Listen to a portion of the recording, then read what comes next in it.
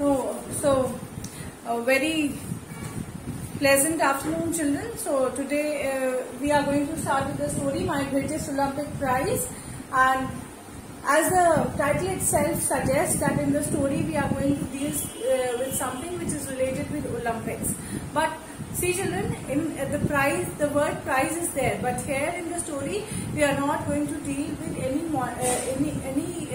prize related, any prize which we usually get, like any memento, any medallion, any token of money, or any token of any token of reward. We are not going to is not considered as a prize over here. Instead, in that place, prize over here is used for the friendship which developed between the two participants who had participated in the Berlin Olympics in 1936. And the founder of that Olympics, seeing the friendship between them, had given it the title that it was the greatest Olympic ever.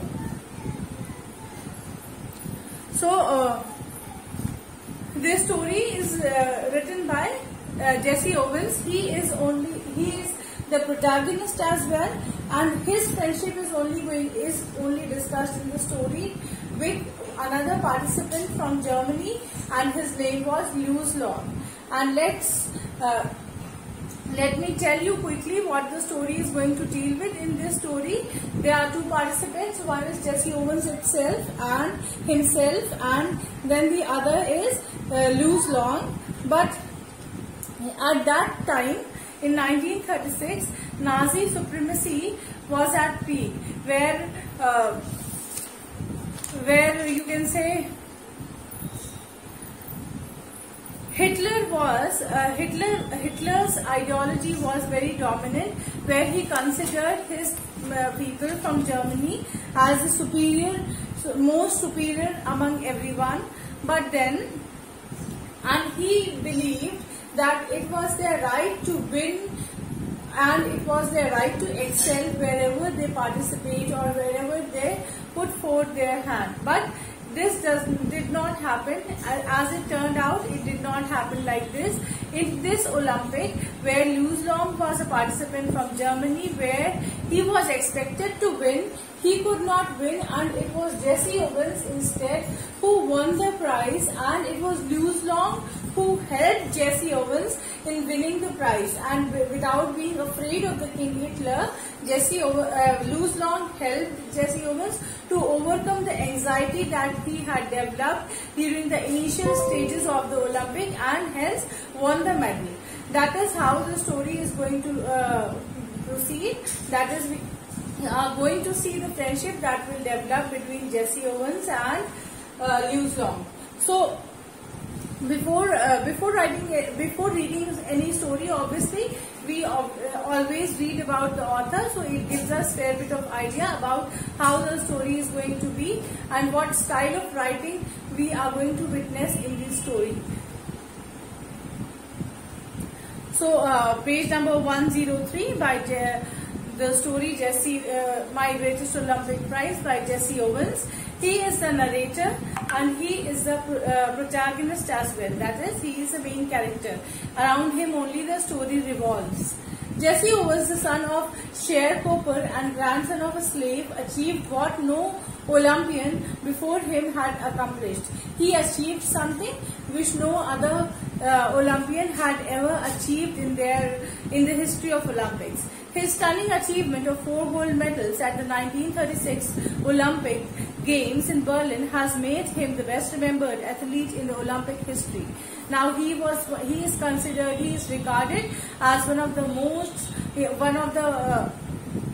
greatest athlete to have embraced the Olympic because of the stunning achievement that he had achieved in the 1936 Berlin Olympics.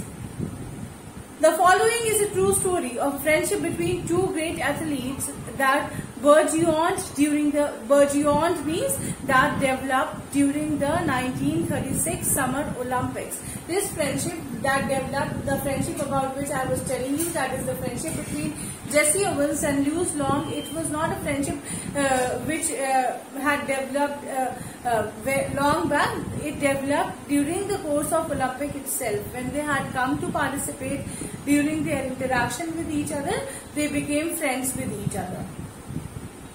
Hitler had spread the myth that one ethnic group was superior to all the others. At that time, Aryan supremacy theory, that is the supremacy of the Germans, was at peak, and Hitler had spread this myth.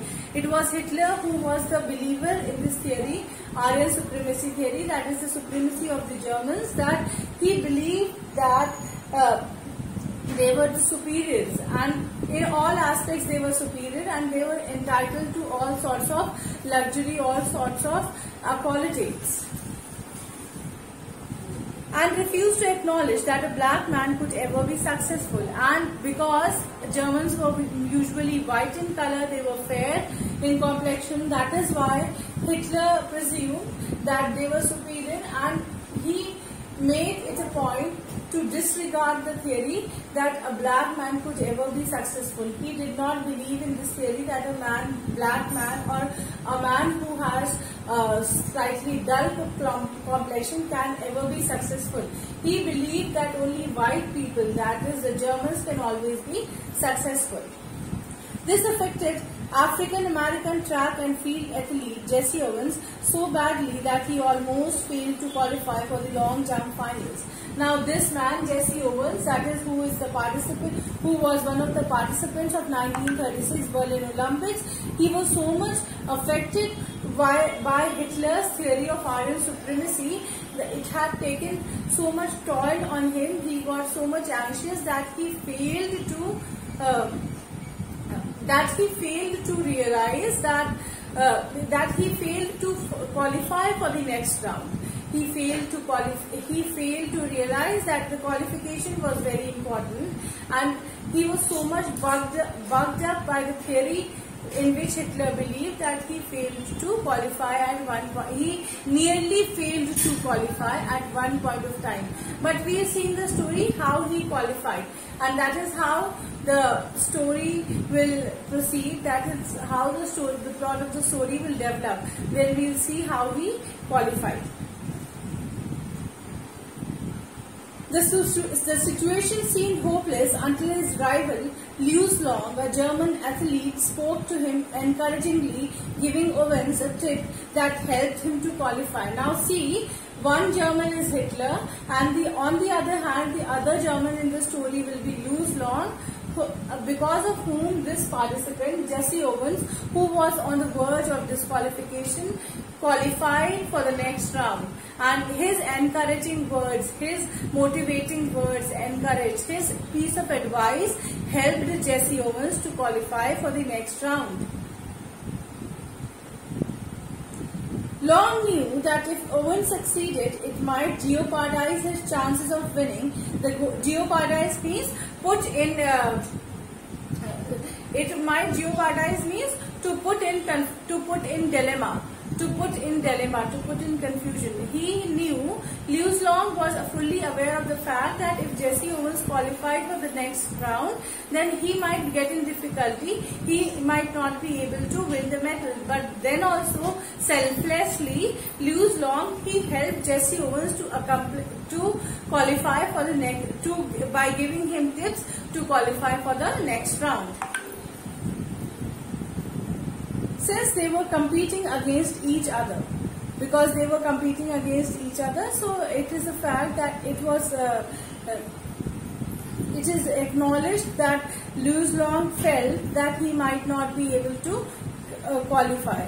Nevertheless, Louise Long put winning a medal at risk and continued to urge Owens to try harder. This is how people should behave with each other.